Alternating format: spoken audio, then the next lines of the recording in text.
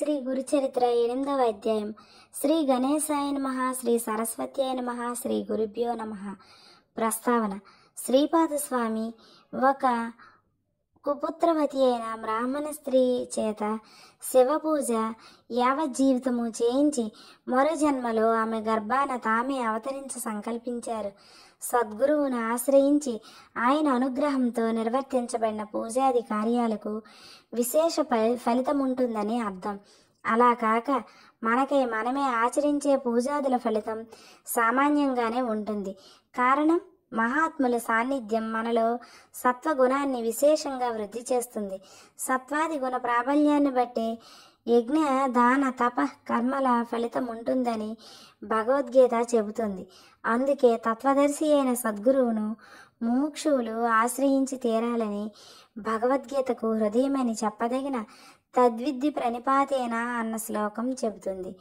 మూఢుడైన ఒక బ్రాహ్మణ బాలుణ్ణి శ్రీపాద స్వామి ఆత్మహత్యా ప్రయత్నం మానిపించినట్లే శ్రీ అక్కల్కోట స్వామి సాయిబాబా తమ భక్తులను ఆదరించారు.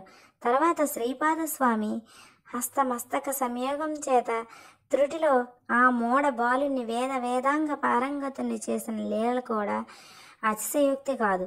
దత్తాత్రేయ స్వరూపులైన శ్రీ స్వామి సమర్థుల జీవిత చరిత్రలో అట్టి లీల ఉండడం గమనార్హం. శ్రీపాద స్వామి చేసిన ఇటు అద్భుత లీలలను 8, 9, 10 అధ్యాయాల్లో చూడవచ్చు. కథారంభం. నామధారకుడు స్వామి శ్రీపాద శ్రీవల్లభులు గోకర్ణ క్షేత్రంలో ఎంతకాలం ఉన్నారు?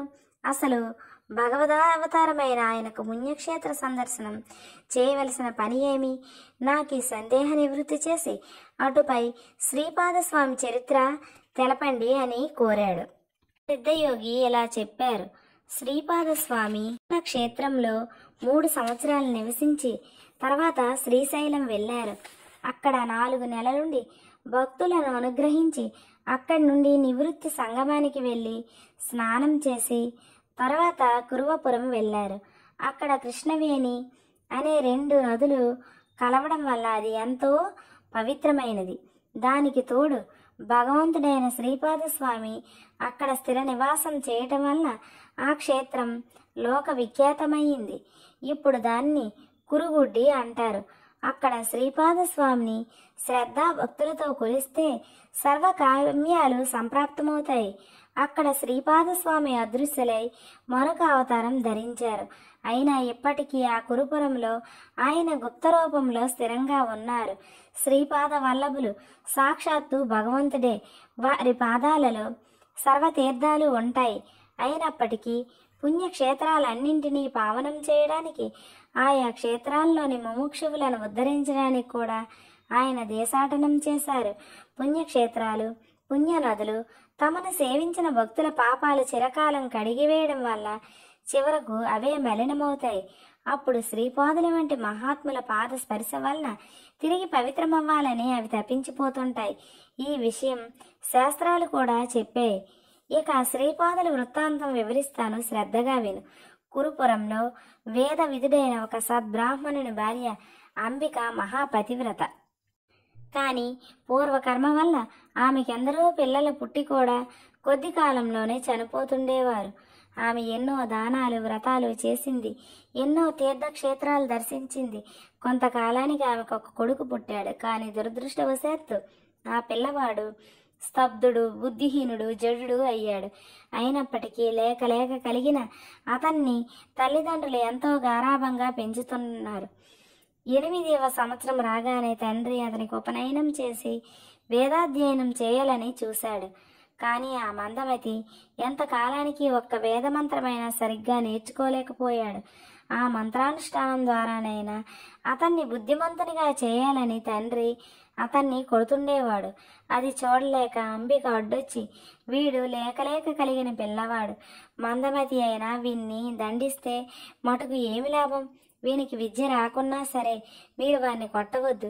బతికినంతకాలం వీడిని ఇకనైనా సుఖంగా బతకనివ్వండి.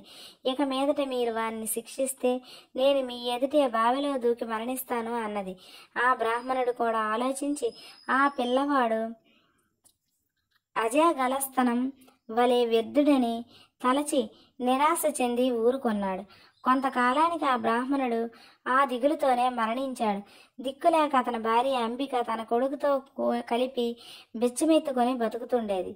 ఆ బాలుని చూసి గ్రామస్తులు, ఓరి పండితపుత్ర, నీ బతుకు వ్యర్థం. నీవు నీ కులానికే మచ్చ తెచ్చావు.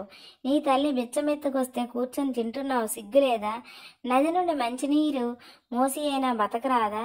నీ వల్ల నీ పితృదేవతలకు కూడా అధోగతి కలుగుతుంది. నీ బతుకుకేమి ప్రయోజనం?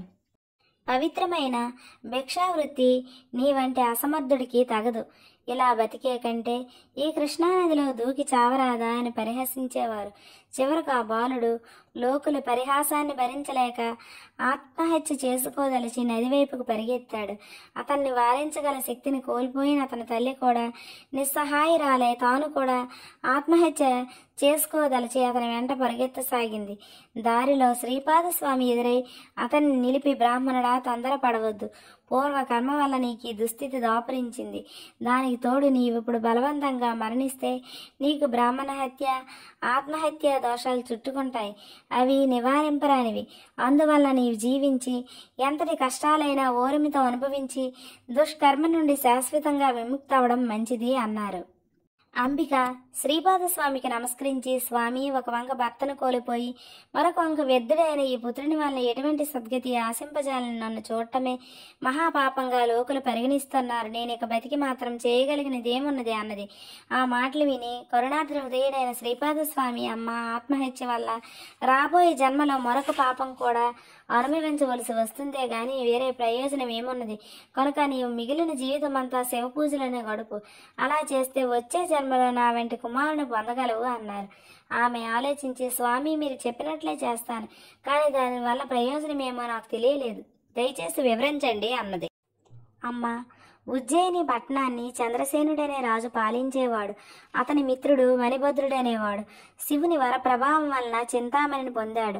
ఆ మణి యొక్క విలువ లెక్కకు మీరినదని తెలుసుకుని దాన్ని ఎలాగైనా చేజిక్కించుకోవాలని కొందరు రాజులు చిత్రంగ బలాలతో యుద్ధానికి తరలివచ్చారు. ఆ సమయంలో మణిభద్రుడు, చంద్రసేన మహారాజు ఇద్దరూ ఏకాగ్ర మనస్కులై ప్రదోష కాలంలో శివపూజ చేశారు. ఒక త్రయోదశి శనివారం నాడు ప్రదోష సమయంలో వారు పూజ చేస్తుంటే చూసి ఆ పట్టణంలోని గోప బాలకులు కూడా తమ ఇండ్ల ముంగిళ్లలో ఆకులతోనూ పూలతోనూ పూజ చేశారు.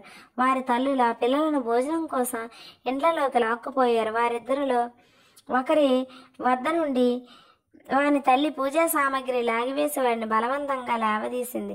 అప్పుడు ఆ బాలుడు తన శివ పూజకి విఘ్నం కలిగినందుకు దుఃఖపడి ఆ దోష పరిహారానికి మరణించడానికి సంసిద్ధుడయ్యాడు. అప్పుడు విశ్వసాక్షి అయిన పరమేశ్వరుడు అతనికి ప్రత్యక్షమై వరం కోరుకోమన్నాడు. ఆ బాలుడు ఆ దివ్యమూర్తికి ప్రణామం చేసి తన తప్పును మన్నించమని ప్రార్థించాడు. శివుడు, వత్స, భక్తి చేత నీవు నా సాయుధ్యం పొందగలవు. నీ తల్లి తెలియక అపరాధం చేసింది, అయినా నీ అర్చనా విధానం చూసింది కనుక మరు జన్మలో విష్ణుజనని అవుతుందని వరమిచ్చి అంతర్ధానమయ్యాడు. అక్కడున్న లింగం దివ్య తేజస్సుతో వెలిగిపోతున్నది. యుద్ధానికి వచ్చిన రాజులంతా అది చూసి సూర్యుడు రాత్రిపూట కూడా ప్రకాశిస్తున్నాడని తలచారు. అంతటి భక్తి శ్రద్ధలు ప్రజల్లో కలిగించిన పుణ్యాత్ములైన చంద్రసేనుడికి మేలు చేయదలిచి అంతటి మహానుభావనతో యుద్ధం చేయాలనుకోవడం బుద్ధి తక్కువని పశ్చాత్తాపం చెంది వారంతా సగౌరవంగా చంద్రసేన మణిభద్రులను దర్శించడానికి వచ్చారు. అప్పుడే పూజను ముగించిన రాజు ఆ ప్రకాశానికి కారణం తెలుసుకుని తన్ను చూడవచ్చిన ఆ రాజులతో కలిసి ఆ ప్రదేశానికి వెళ్ళి ఆ దివ్యలింగాన్ని చూసి ఆనందించాడు. ఆ గోప బాలకుడు చెప్పగా ఆ వృత్తాంతమంతా చంద్రసేనుడు మిగిలిన రాజులు ఆ పిల్లవానికి గోపాధిపత్యము, ధనము ఇచ్చి వెళ్ళిపోయారు. తరువాత ఆ గోపాలుని తల్లి యశోదగా జన్మించి విష్ణువుకు జనని అయింది. కనుక అమ్మ, శివ పూజ మహిమ వలన మరో జన్మలో నీవు కూడా అలాగే అవుతావు అన్నారు. ఈ కథ విని అంబిక ఇలా అడిగింది, స్వామి, శివ పూజ వల్ల కలిగే ఫలితం వచ్చే జన్మలో కదా, ఈ జీవిత శేషం నేను ఎలా గడపాలి? మహానుభావ, అందరి పరిహాసాలకు గురి అవుతున్న నా బిడ్డడు ఏ క్షణాన ఆత్మహత్య చేసుకుంటాడో తెలియదు. నన్ను మాతృత్వంతో రక్షించు అని వేడుకున్నది. ఆ కరుణా సముద్రుడి హృదయం కరిగి తన చేతిని ఆమె కుమారుని తలపై పెట్టి ప్రణవం ఉచ్చరించాడు. ఆ మూర్ఖ బాలుడు తక్షణమే బృహస్పతి అంతటి జ్ఞాని వక్త అయ్యాడు. అప్పుడు అతన్ని మాతృసేవకు వినియోగించి శ్రీపాదస్వామి ఆమెతో, అమ్మా, దుఃఖం విడిచి నీ జీవిత శేషమంతా శివపూజలో గడుపు. వచ్చే జన్మలో నా అంతటి కుమారుడు కలుగుతాడు అని వరమిచ్చాడు. ఆమె పరమానంద భరితురాలై పుత్రునితో తన ఊరికి వచ్చి జీవితమంతా శివార్చనలు గడిపి ధన్యురాలైంది. శ్రీ దత్తాయ గురవే నమః. శ్రీ శ్రీపాద శ్రీవల్లభాయ నమః. శ్రీ నృసింహ సరస్వత్యాయ నమః. ఇంతటితో గురుచరిత్ర 8వ అధ్యాయం సంపూర్ణమైంది. 9వ అధ్యాయము తర్వాతి వీడియోలో చెప్పుకుందాం. నా వీడియో కనుక మీకు నచ్చినట్లయితే నా వీడియోని లైక్ చేయండి, మీ ఫ్రెండ్స్కి, ఫ్యామిలీ మెంబర్స్కి అందరికీ షేర్ చేయండి.